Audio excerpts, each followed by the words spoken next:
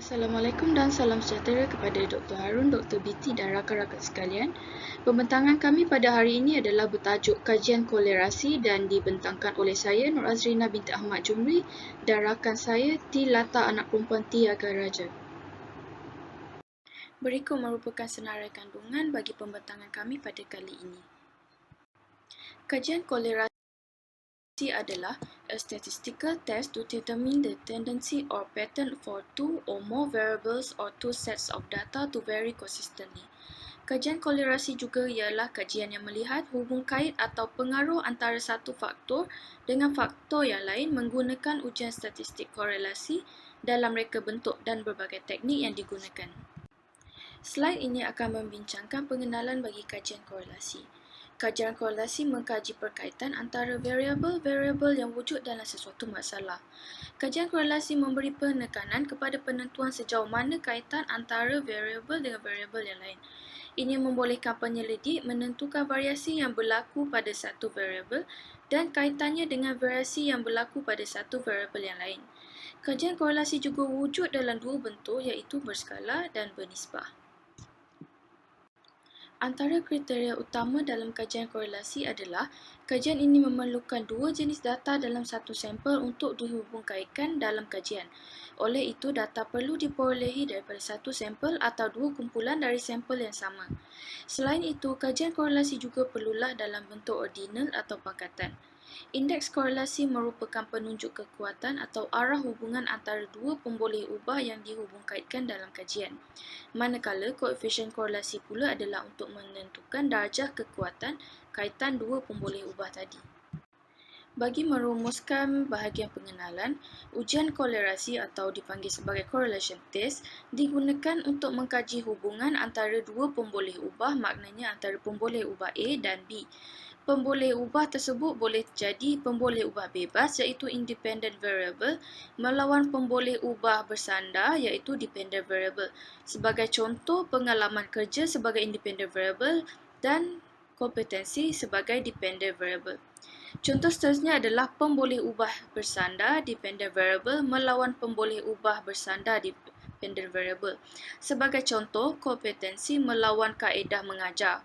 Kompetensi melawan kaedah mengajar sebagai dependent variable diukur untuk melihat sama ada dua perkara tersebut berkait atau tidak.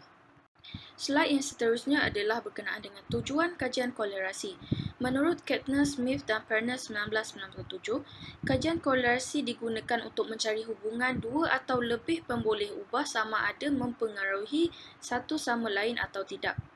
Anderson dan Cates 1997 pula menyatakan, kajian korelasi digunakan untuk meramalkan keputusan dapatan kajian seperti ramalan kebolehan, kualiti sekolah, motivasi pelajar dan pengaruh kursus akademik dengan keputusan pelajar. Kajian korelasi juga digunakan apabila pengkaji mengetahui dan boleh mengaplikasikan ilmu statistik berdasarkan pengiraan ujian korelasi. Contoh yang paling jelas atau paling mudah untuk digunakan adalah sekiranya terdapat kaitan positif antara pendapatan keluarga dengan pencapaian akademik pelajar, maka penyelidik akan mengatakan bahawa pendapatan keluarga akan mempengaruhi pencapaian akademik pelajar. Begitu juga sebaliknya, apabila kaitan negatif wujud antara kasih sayang ibu bapa dengan bilangan kes penagih dadah dalam kalangan pelajar sekolah, maka penyelidik akan mengatakan bahawa kurangnya kasih sayang menyebabkan pelajar terjerumus ke dalam kancah penagihan najis dadah. Dalam ujian korelasi, terdapat tiga kemungkinan hasil ujian yang akan dihasilkan. Yang pertama iaitu hubungan yang positif. Dalam korelasi jenis ini, kedua-dua pemboleh ubah itu meningkat atau berkurang pada masa yang sama. Perkali korelasi yang hampir kepada positif 1,00 menunjukkan korelasi positif yang kuat. Yang kedua adalah hubungan yang negatif. Hubungan korelasi ini menunjukkan bahawa sebagai jumlah satu pemboleh ubah bertambah, yang lain berkurang dan sebaliknya. Perkali korelasi yang hampir dengan negatif 1,00 menunjukkan korelasi negatif yang kuat. Hasil yang ketiga adalah tiada kolerasi antara dua pemboleh ubah. Ini menunjukkan tiada hubungan antara dua pemboleh ubah. Koefisien korelasi kosong menunjukkan tiada korelasi yang wujud. Terdapat dua jenis reka bentuk kolerasi iaitu yang pertama explanatory design dan kedua prediction design. Explanatory design menjelaskan bahawa pengkaji menghubungkan dua atau lebih pemboleh ubah, pengkaji mengumpulkan data pada satu masa tertentu, pengkaji menganalisis semua peserta responden sebagai satu kumpulan ataupun dipanggil sebagai a single group, pengkaji memperoleh paling kurang dua skor, satu untuk setiap pemboleh ubah. Pengkaji melaporkan tujuan ujian korelasi dalam analisis data, kekuatan ujian korelasi untuk memperoleh maklumat tambahan. Pengkaji juga membuat interpretasi ataupun membuat kesimpulan dari keputusan ujian korelasi bagi mengkaji tahap perhubungan antara dua pemboleh ubah. Prediction design pula digunakan untuk mengenal pasti pemboleh ubah yang boleh menjangkakan keputusan atau sesuatu kriteria. Predictor variable dan outcome variable. Pengkaji meletakkan perkataan prediction dalam tajuk kajian, objektif kajian dan persoalan kajian. Pengkaji mengukur predictor variable dalam satu masa tertentu dan criterion variable pada satu masa yang lain. Pengkaji juga meramalkan keputusan kajian. Terdapat tiga ciri-ciri kajian kolerasi iaitu yang pertama paparan skor. Data akan ditunjukkan dalam plot taburan ataupun scatter plots dan matriks. Yang kedua adalah hubungan antara skor iaitu arah, bentuk dan tahap. Yang ketiga adalah analisis pemboleh ubah pelbagai yang melibatkan korelasi separa dan regregasi berganda. Paparan skor bagi taburan plot biasanya berbentuk graf dan berbentuk hubungan linear iaitu garisan lurus atau curve linear U-shape. Paparan skor bagi matriks pula biasanya berbentuk jadual dan memaparkan perkali korelasi untuk semua pemboleh ubah. Slide yang ditunjuk adalah contoh taburan plot atau dipanggil sebagai scatter plots. Taburan plot menunjukkan hubungan positif, negatif dan tiada kolerasi. Slide ini menunjukkan paparan skor dalam bentuk matriks. Berikut merupakan hubungan antara skor dalam bentuk arah iaitu korelasi positif atau dipanggil perkali korelasi 1 menunjukkan taburan berselerak dalam arah yang sama. Dalam erti kata lain, sekiranya X meningkat, Y juga akan meningkat ataupun X menurun, Y juga akan menurun. Korelasi negatif ataupun perkali korelasi negatif, taburan akan berselerak dalam arah yang berlainan. Sebagai contoh, apabila X meningkat, Y akan menurun ataupun X menurun, Y pula akan meningkat. Jika corak skor satu pemboleh ubah tidak berkait dengan mana-mana pemboleh ubah, maka tiada hubungan linear atau dipanggil sebagai tiada korelasi. Gambar rajah berikut menunjukkan hubungan antara skor dalam bentuk arah iaitu positif, negatif dan tiada hubungan. Berikut merupakan hubungan antara skor iaitu dalam bentuk positif, negatif, independen dan curve linear. Hubungan antara skor iaitu tahap hubungan antara dua pemboleh ubah boleh dilihat dalam bentuk perkali korelasi iaitu negatif 1.00 sehingga positif 1.00. Tahap hubungan antara dua set skor menunjukkan sama ada hubungan itu konsisten dan boleh diramalkan. Apabila kita melihat kepada ujian korelasi, biasanya kita akan menggunakan Pearson moment iaitu apabila data bertabur secara normal ataupun kita akan gunakan Spearman rule iaitu apabila data bertabur secara tidak normal. Menurut Chua pada tahun 2014 berikut merupakan saiz perkali korelasi dan kekuatan ataupun dipanggil interpretasi korelasi. 0.90 sehingga 1.00 menunjukkan interpretasi korelasi terlalu tinggi dan 0.00 menunjukkan tiada korelasi. Gambar rajah tersebut menunjukkan analisis pemboleh ubah pelbagai iaitu korelasi separa. Slide ini pula menunjukkan analisis pemboleh ubah pelbagai iaitu regregasi berganda. Slide yang seterusnya saya akan serahkan kepada rakan saya Lata untuk menerangkan langkah-langkah dalam menjalankan kajian korelasi. Selamat sejahtera diucapkan kepada Dr. Bikri dan Dr. Harun. Saya Lata akan meneruskan perbincangan. Tajuk saya ialah langkah-langkah menjalankan kajian korelasi. 1. Memastikan kajian korelasi bersesuaian dengan masalah kajian. Hubung kait antara dua pemboleh ubah. Meramal keputusan daripada satu atau lebih pemboleh ubah. Meneliti hubungan yang kompleks. 2. Mengenal pasti sampel yang akan dikaji. memilih sampel secara rawak, mendapat persetujuan daripada sampel dan institusi. Jumlah saiz sampel perlu mencukupi bagi statistik korelasi. Saiz sampel tidak kurang dari 3. Instrumen kajian. Instrumen kajian digunakan perlu ada kesahan dan kebolehpercayaan.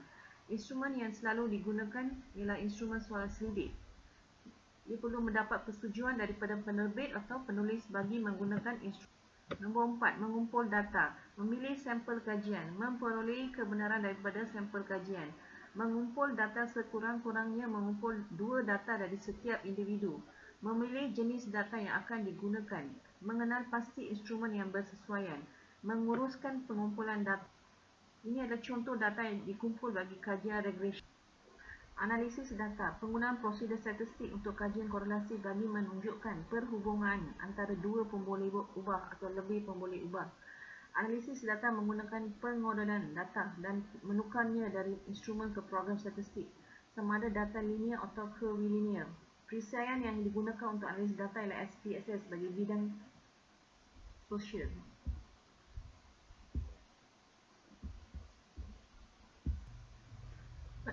6. Penentuan penggunaan jadual statistik. Perkaitan antara satu pemboleh ubah bebas yang dikaji akan menggunakan korelasi Pearson coefficient. Perkaitan antara pemboleh ubah perantara dengan pemboleh ubah bersandar dan tidak bersandar akan menggunakan partial correlation coefficient. Kaitan antara dua atau lebih pemboleh ubah tidak bersandar akan menggunakan multiple regression coefficient. Selepas menentukan jadual statistik, skor akan dikira.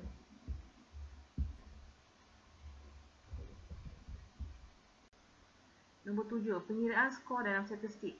Nilai P diperolehi melalui kajian bivariate seperti di bawah.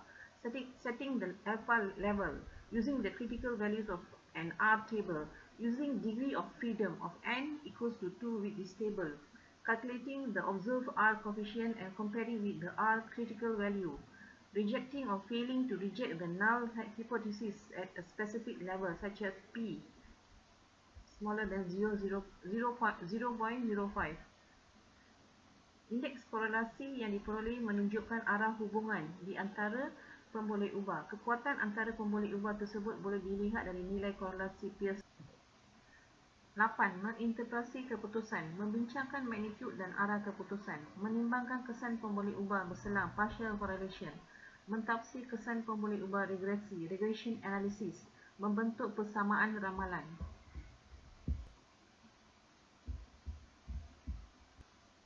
Bagaimana menilai kajian korelasi? Saiz sampel mencukupi. Penyelidik menggambarkan keputusan dalam graf dan matriks. Pentafsiran tentang arah dan magnitud berhubung kait antara dua pemboleh ubah.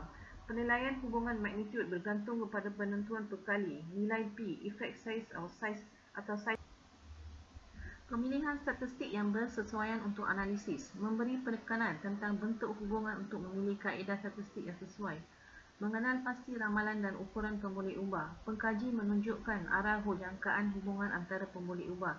Prosedur statistik dikenal pasti dengan jelas. Ini adalah reka bentuk kajian korelasi daripada artikel kepimpinan transformasi guru besar dan kepuasan kerja guru-guru di sekolah jenis kebangsaan Tamil zon. Reka bentuk kajian kaedah tinjauan, kaedah kuantitatif, korelasi Pearson, mengkaji hubungan antara kepimpinan transformasional dengan kepuasan kerja guru, sampel 86 orang guru dari 3 buah sekolah rendah, persampelan rawat muda, instrumen kajian soal selidik, skala Likert 5 poin digunakan, pengumpulan data dan analisis deskriptif, penyelesaian SPSS.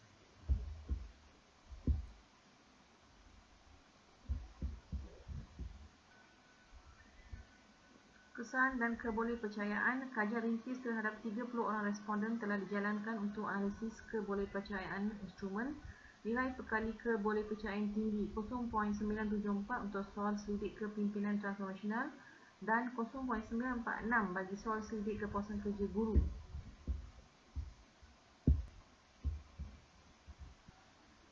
Dapatan kajian dan perbincangan. Kajian dilaksanakan dengan menggunakan skala 5 Likert, iaitu sangat tidak setuju skor 1, tidak setuju skor 2, kurang setuju skor 3, setuju skor 4, sangat setuju skor 5.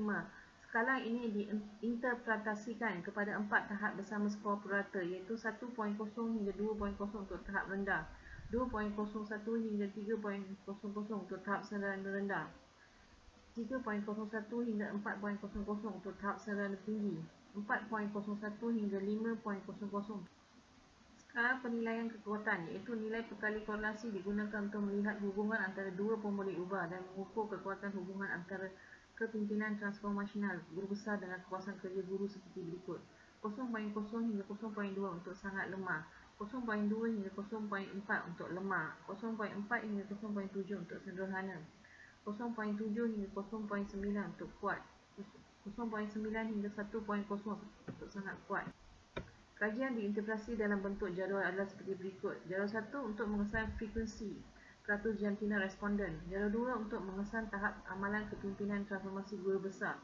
Jadual 3 untuk mengesan tahap kepuasan kerja guru. Jadual 4 analisis korelasi kepimpinan transformasi guru besar dengan kepuasan. Ini adalah jadual frekuensi peratus jantina responden. Jadual 2 tahap amalan kepimpinan transformasional guru besar. Jadual 3 tahap kepuasan kerja guru, dan jadual keempat analisis korelasi kepimpinan transformasional guru besar dengan kepuasan kerja guru. Jadual 4 menunjukkan hubungan antara kepimpinan transformasional guru besar dengan kepuasan kerja guru. Analisis perkali korelasi ini menunjukkan kekuatan hubungan tersebut adalah berada pada tahap sederhana, iaitu R 0.538. Ini bermakna hubungan antara kepimpinan transformasional guru besar sekolah jenis keemasan Tamil Zon Kajang dengan kepuasan kerja guru adalah berada pada tahap kesimpulan. Kepimpinan transformasional di 3 buah sekolah jenis kebangsaan Tamil di daerah Hulu Langat berada pada tahap sederhana tinggi. Tahap kepuasan kerja guru berada pada tahap sederhana tinggi. Pemimpin yang mengamalkan gaya kepimpinan transformasional dapat mewujudkan iklim sekolah yang harmoni dan meningkatkan kepuasan kerja guru di kalangan guru.